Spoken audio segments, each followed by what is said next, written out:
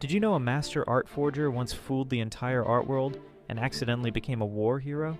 Hans van Meegeren pulled off the most brilliant con in art history by creating fake Vermeer paintings so perfect that even top experts couldn't tell the difference. His method was pure genius. Van Meegeren used 300-year-old canvases and mixed period-accurate pigments with synthetic resins. He aged his paintings in ovens to create authentic-looking cracks that scream centuries-old masterpiece.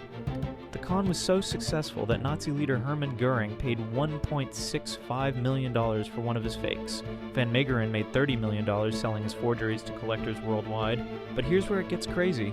After the war, Allied investigators found his fake Vermeer in Goering's collection and arrested Van Meegeren for treason, thinking he'd sold a real Dutch treasure to the enemy. Facing execution, he had to confess to forgery and prove it by painting another fake Vermeer right there in the courtroom. The art world was stunned. Their greatest enemy had actually been protecting real Dutch art all along.